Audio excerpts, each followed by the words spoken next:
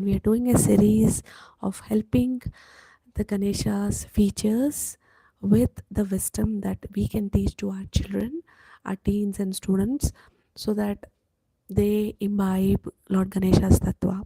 So inside of that, we are doing things about big ears of Lord Ganesha. So another video we talked about how to understand, how to take only the good and discard the bad. In this, we'll talk about how we can use the big ears as a metaphor to listen more and talk less. So most of the times we do have this unconditional urge to talk but not listen. The more and more we want to, wherever we go, we want to have this urge to always talk about how much we know, how much we know, how much we did, what we didn't do. Flaunting things, flaunting about you, flaunting about your kids, flaunting about your status or whatever through all these things. So what Lord Ganesha Biggears talks about is to have compassionate listening. Okay, instead of flaunting, instead of gossiping, instead of judging, instead of criticizing, let's start listening. What is that? What can happen when you listen is, when you start deeply listening to other people, in your listening, firstly they feel heard, they feel, the other person feel loved, cared, compassionately accepted. So even though whenever you have this unknown urge that I have to judge, I have to criticize, I have to talk back, even when your child is in a classroom, whenever there is an urge to get distracted, ignore what other people are talking, what you can always teach to them is to force yourself sometimes, or be having mindfully, come to a place of listening by being very compassionately. See, there can be situations in our homes or in our classrooms when you talk to your children that, you know you might hear some of your friends being rude to you, or they may be not um, been helpful or kind to you, but perhaps they might have some fights, their parents might have been going through fights in their homes, so they might be in a bad mood, and that is the reason they might be in a place of low mode, and hence they would have not listened to what you are saying, or they would have missed your point. But if you, the moment they don't listen to you, he or she always discards what I say. If we get into this mode, there's no way we can actually understand what the other person is trying to talk. So one of the ways we can honor the other person is by deeply listening to what other person, not necessarily conveys it with their mouth, sometimes it can be non-verbal also. So when you teach your children to be more listening, talk less, by listening to, by looking at Lord Ganesha's ears. Whenever you go to pandals for the next 9 days in the Ganesh Chaturthi, please talk about, what do you think.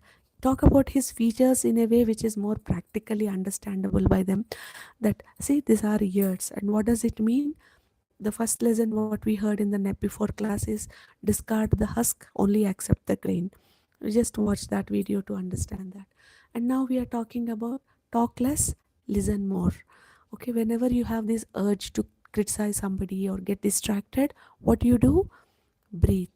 Okay, how do you breathe? Either you pinch your ears and breathe till you get focus on what the other person says, or that urge to comment, urge to talk back goes away, and you start listening, focusing on what the class is happening, what your teachers are saying, what your parents are saying.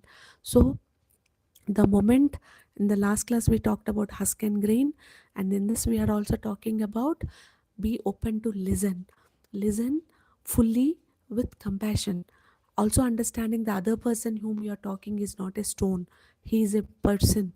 They might be going through their own challenges, it's not always about us. They might be going through certain pain and problems, because of which they may be reacting in that particular way.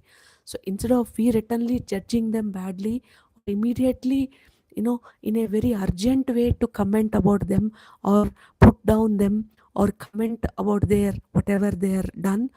Just for a moment step back. When you have that urgency, just pinch your ears, breathe, just deep breathe, and see, why is this person telling this? Is there a hidden thing that I'm not present to?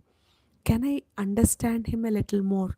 Perhaps what needs of theirs are not met, what values of them are being hurted, that they are reacting like this. And if we can show that 2 minutes of empathy to that person, to really understand what that other person is trying to say, it leads into a better connection. You can make better friends, better authentic connection with your friends and family the moment you're open to go beyond that immediate prejudices that your mind is throwing, and breathe, and try to open up by asking some open-ended questions about what their day has been, why are they saying so, what is it, and try to understand their world. And from there, if we try to talk, from there if we have some conversations to help them feel that it's all right, it's okay, some connections can start open. you know we can make some immediately good connection with each other, to make good friendships. So always teach your children not to be quick to judge, but be open to listen. Whenever they are getting distracted in the class, breathe, breathe to help them focus back, and remember Ganesha's ears, and say, I am now imbibing Ganesha's ears. With huge ears, I'm catching every word my teacher is talking. Though I have this urge that my classmates are distracting, I will use my ears to take what is grains and discard all the noise, all the husk. So when we can train our when our teach our children like this, there is a better chance that they see Ganesha and also imbibe the features and the practical wisdom that they can carry back to enhance their lives. All right. So now in the next, we'll talk about another feature and how we can teach our children about this deep rooted wisdom. Well, thank you for watching.